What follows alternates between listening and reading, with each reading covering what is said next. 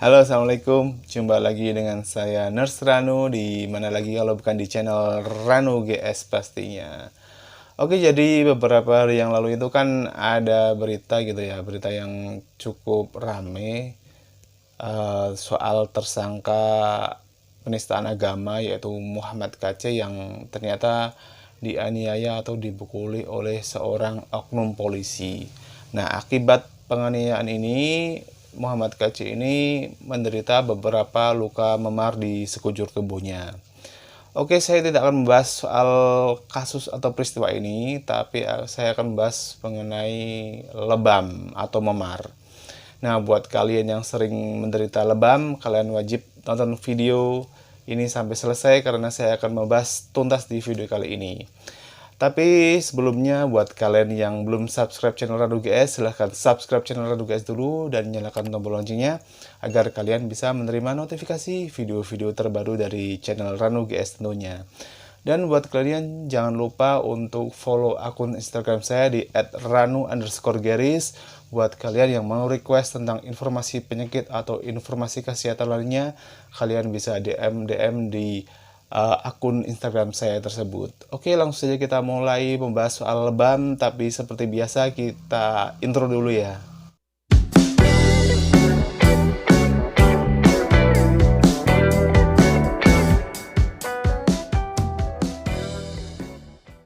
Oke, langsung saja kita mulai dari pengertian apa itu lebam atau memar. Lebam atau memar merupakan suatu kondisi di mana pembuluh darah kapiler atau pembuluh darah yang kecil-kecil itu mengalami pecah. Nah, pecahnya ini biasanya diakibatkan oleh benturan atau trauma. Nah, pecahnya pembuluh darah kapiler ini menyebabkan darah yang ada di pembuluh darah kapiler itu menjadi keluar, merembes sehingga masuk ke dalam jaringan di bawah kulit. Nah, itu kenapa makanya orang yang lebam atau memar itu kulitnya berubah ya menjadi merah kebiru-biruan gitu ya. Nah, itu akibat dari darah yang merembes di bawah jaringan kulit. Nah, ternyata orang yang kerokan itu juga sebetulnya adalah bagian dari memar yang ditimbulkan akibat gesekan alat atau koin yang digunakan untuk kerokan. Nah, ketika kerokan itu kan terjadi vasodilatasi pembuluh darah atau pelebaran pembuluh darah kapiler. Nah, itu sebetulnya memar yang ringan ya, memar yang dibuat sehingga orang yang kerokan itu kulitnya menjadi merah dan setelah beberapa hari itu menjadi agak kebiru-biruan. Nah, itu kerokan itu merupakan bagian juga dari memar. Nah, selain dari benturan atau dari trauma yang bisa menimbulkan memar atau lebam, ternyata lebam itu juga bisa jadi suatu tanda dari beberapa penyakit. Nah, penyakit apa saja? Yang pertama adalah trombositopeni. Trombositopeni atau kekurangan trombosit ini bisa terjadi dari beberapa penyakit. Seperti yang kita tahu, penyakit seperti demam berdarah itu kan pasti mengalami yang namanya trombositopeni atau kekurangan trombosit. Nah, itu makanya orang-orang yang demam berdarah itu biasanya keluar bintik-bintik merah ya. Nah, itu karena trombositopeni atau trombosit itu kan fungsinya sebagai salah satu dari faktor dari pembekuan darah. Nah, ketika trombosit berkurang, otomatis darah-darah kapiler itu akan merembes keluar dan menyebabkan orang yang menderita demam berdarah itu keluar bintik-bintik merah. Nah, kemudian ada juga beberapa penyakit seperti autoimun. Nah, autoimun ini kan orang jadi mudah terkena virus ya. Nah, virus ini dapat menyebabkan infeksi yang bisa saja menurunkan trombosit itu tadi. Kemudian juga ada penyakit seperti hemofilia. Nah, hemofilia ini juga kan terjadi akibat kekurangan protein yang membentuk pembekuan darah ya. Nah, sehingga orang yang hemofilia ini juga akan sangat mudah sekali terjadi memar. Kemudian juga ada penyakit seperti leukemia, itu juga bisa terjadi, gampang terjadi memar. Kemudian juga faktor usia juga bisa karena pembuluh darah orang yang lanjut usia itu kan sudah tidak elastis lagi ya, sudah menipis sehingga gampang sekali untuk terjadi pecahnya pembuluh darah kapiler. Kemudian juga faktor obat-obatan. Orang dengan terapi seperti pengencer darah itu kemungkinan juga bisa gampang sekali terjadi memar. Nah, sekarang bagaimana cara mengatasi memar atau lebam? Nah, sebetulnya caranya sangat sederhana. Apabila tubuh kita terbentur, terus terjadi memar, itu yang dapat kita lakukan bisa dengan cara mengompres dengan air es. Ingat ya, air es bukan air panas atau air dingin gitu ya.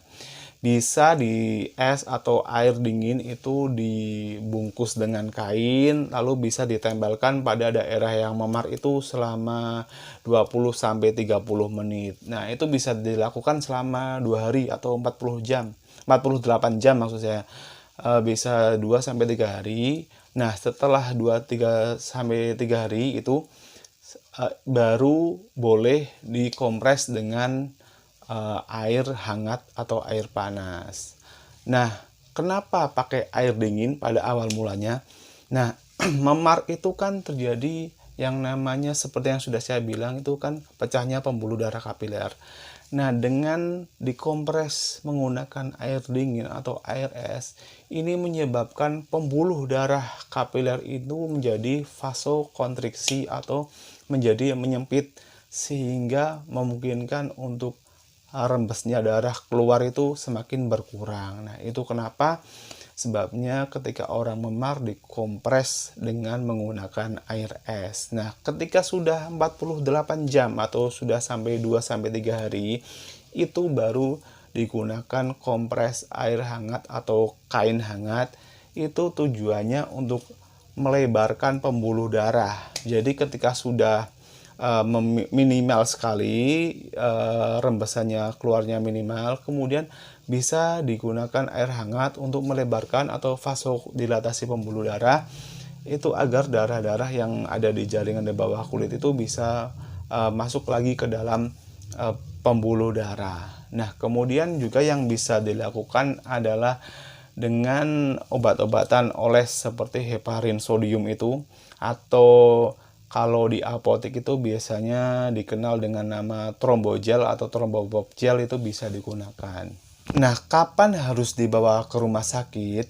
Lebam atau memar harus dibawa ke rumah sakit jika menjumpai tanda-tanda seperti berikut.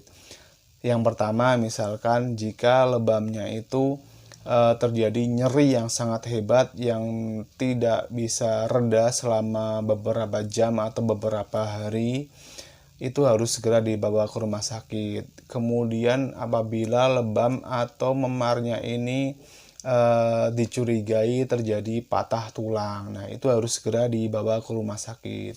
Kemudian jika lebam atau memarnya ini terjadi di kepala, nah terjadi di kepala ini bisa disertai dengan seperti penglihatan kabur, atau bisa disertai dengan penurunan kesadaran, atau bisa disertai dengan mual dan muntah. Nah, kemungkinan bisa terjadi gegar otak ya kalau sudah tanda-tanda seperti itu.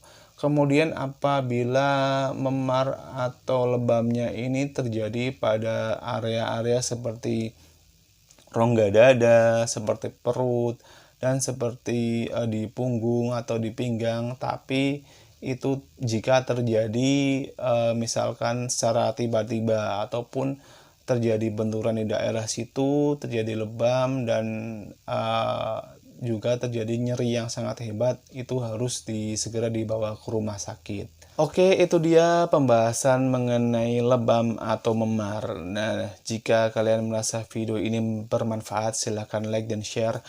Bagikan di sosial media kalian. Dan jika kalian ingin mengkritisi video ini, ingin menyanggah atau ingin membantah atau apapun juga, bisa coret-coret di kolom komentar. Oke, sekian dulu video kali ini. Terima kasih sudah menyimak dan sampai jumpa di video-video saya selanjutnya. Saya Nersrano. Wassalamualaikum.